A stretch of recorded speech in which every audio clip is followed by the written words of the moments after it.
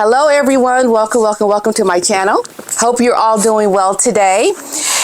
Today I'm going to talk about what we see happening with Meghan's whole new launching, or there's talks about her coming out with this wine. And then there's this information about Harry and this petition to get him, off of this attachment to this award for the ESPYs. And you have a lot of things happening with Harry and Meghan individually. And they're slowly developing this narrative about themselves that people are starting to notice. But it's completely not what Harry and Meghan want. But inadvertently, that is what they are creating in real time for themselves. And it just shows you the flopping of, especially when I look at what Meghan is doing, it is so profound to me. And it just never ceases to amaze me how you just can't read the room. You can't read it, and you're going through something that you're not going to want to have, and that's what we're going to talk about today. Let's get ahead and get into it.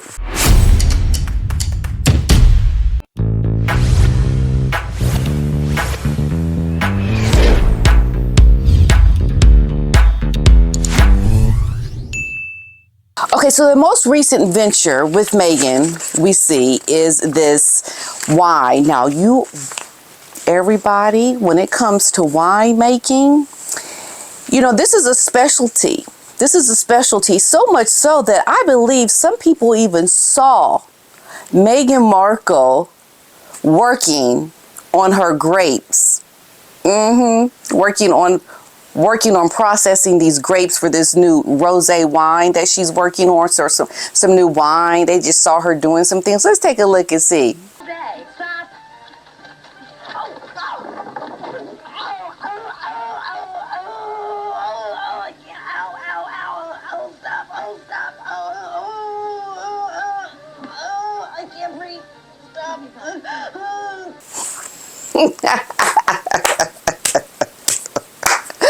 Okay, so we know that was not Meghan, but this is what I see. I see this woman stomping and making and trying to do all these different things and falling. It's just becoming a disaster with everything. Everything is just becoming a complete disaster. And that's what we're going, that's what we have here.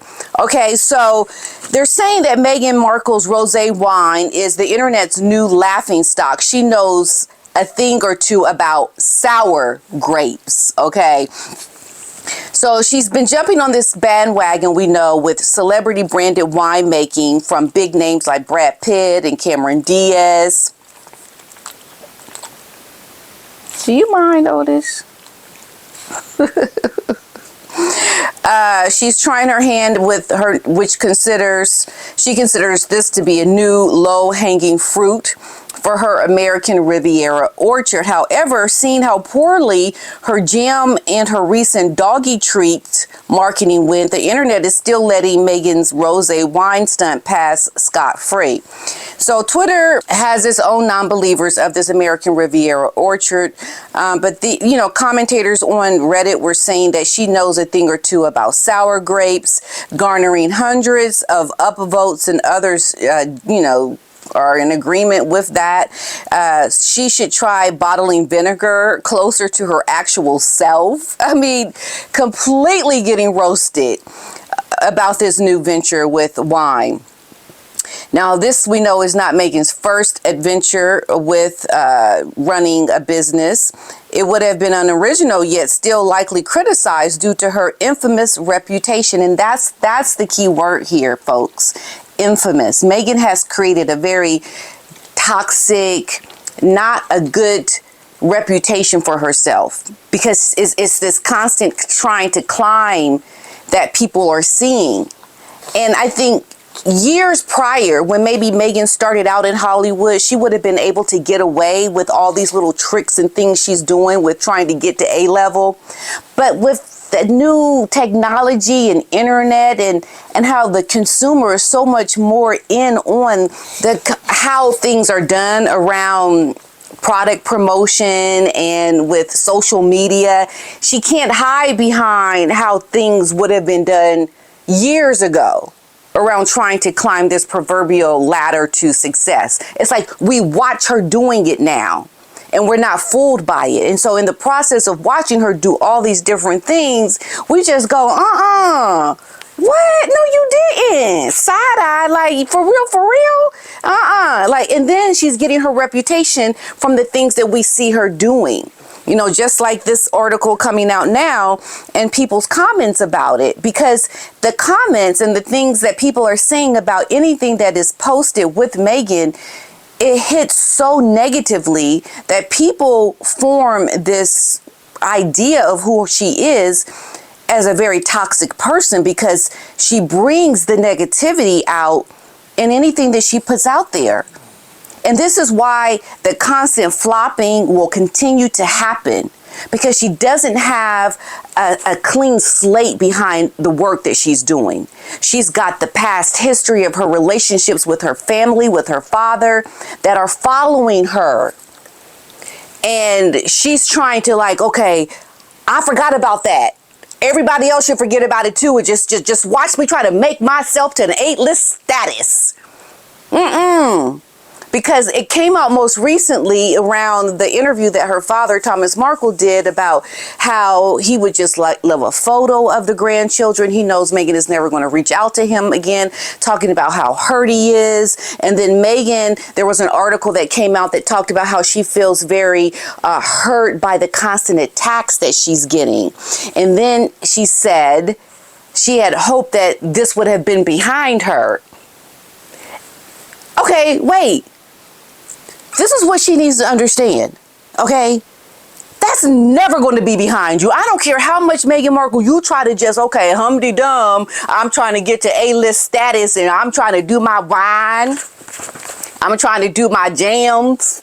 I'm trying to do all these things. I done left my daddy and all those things behind. I lost my daddy. It's over. You can think that all you want, but that is always going to be there. That's like that nagging gum on your shoe. It's never going away. I don't care how much you try to just move ahead, move forward your path forward, and try to forget about your daddy and what happened with the royals. I'm getting ready to go to A-list status. Whoop whoop. Whoop whoop. It ain't happening. Let me just tell you, it's not happening, because your past is going to be forever trailing you to knock what you're trying to do off your forging ahead. That's the problem, because that's what she was quoted as saying, how she's feeling like she's beyond these things that she's done to her father. She's done with it, and she doesn't understand why people keep harping on this, because you're living the movie, The Imitation of Life. And your story is going to continue going on. You've got to make right by that, or you're never going to have success. I don't care how much Meghan Markle wants to forget what she's done. She's going to continue trying to move forward, and it will never happen where she will get the success that she wants, because she is living the movie Imitation of Life. And now Harry is trying to get this award, and ESPN is coming out. They're standing by their nomination of Harry. So hang with me, folks, because this is what's going to be the key thing for both of them. Because I see it happening as I watch all of these news articles, as I continue to try to look behind what we're seeing. Okay, they're going to say that they don't think the Duchess of Dog Biscuits is really going to release a wine anyway. It's like her jam, non-existent, because it's so much. Another user chimed in. She has enough time and probably not enough patience and no real willingness to to work with the winemaker. Now, while many slammed Meghan for the ridiculous venture, one user had a critical yet realistic take. Winemaking is vastly more complicated and expensive than making jam or dog biscuits. I doubt we will ever see more than 2 bottles released a la the raspberry jam. Exactly. It's too much work to be able to creatively and individually get something like this off the ground. You need people that know what they're doing. You need the creative and the smart, successful winemakers to collab with to get that off the ground. Meghan won't be able to do it. Okay, but this is the key. This is what I thought was very interesting when they talked about, Harry being a very divisive person and how he can bring somewhat of a notoriety to these awards by being this controversial person. And this is one of the reasons why they're saying that ESPN may continue to support Harry in him getting this award, because they like people who are this divisive and have this controversy around them to bring attention to the ESPY awards and the things that they're doing at ESPN. So as we see Meghan flopping and Harry trying to do what he's doing to get his visa application to have some influence on our freedom of speech, even the things he's doing with the Aspen Institute, all the things that they both are doing. What is happening is they are becoming caricatures of themselves, because that is what people who eventually will work with them are becoming attracted to. And so now Harry and Meghan are going to have to continue to uphold this very controversial way about themselves to have any success, because that's what they are becoming while they're trying to legitimize themselves in America. It's like by accident almost. You're becoming a caricature. People are attracted to your train wreck, your controversy. And while you don't want people to see your controversy, while you don't want people to really, feed into that, you want them to see you for whatever the reason is that you're trying to get your celebrity A game going. You will never get it legitimately. You will always be this caricature of yourself. Because if people like ESPN are attracted to Harry because he is controversial, Harry can do anything to try to make up with his family, the royal family, or try to go back and say, I'm sorry. You can't do anything to try to make things better for yourself, because you've established yourself as somebody who is going to get anything because you are controversial. You're becoming something that you don't want to be. That's the only way you're going to be recognized. And as Meghan continues to flop, people are going to always be attracted to the negativity around her. She's never going to get to where she's trying to go either, because she's got this baggage following her from this movie, The Imitation of Life. So I look at Harry and Meghan as being two people who are really living a life of controversy while we all watch it. We all watch it and we look at them try to get to where they're trying to get, and watch that they will never get there. And see, keep going, keep trying, because it sure is fun watching you.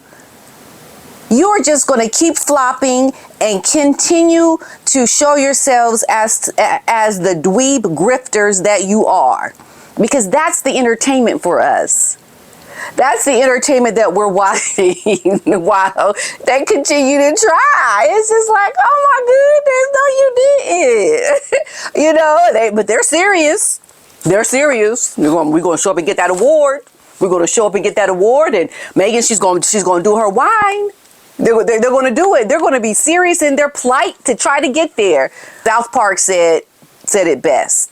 They're on this tour, this privacy tour, and you can be serious, but we're going to watch you in real time and laugh at you because it's ridiculous. You are both ridiculous, and you don't even see how ridiculous you are. That's what's so interesting. It's like, you don't see it, do you? Oh my goodness. Okay, go on. What you gonna do now? Huh? Okay.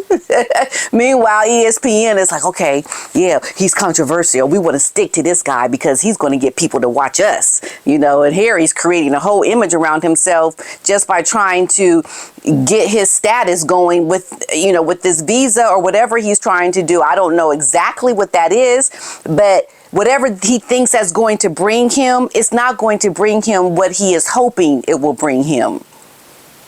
And the same goes for Meghan. Yeah? I hope you all see where I'm going with this because I see it clear as day. I see it. The question is, why can't Harry and Meghan see it?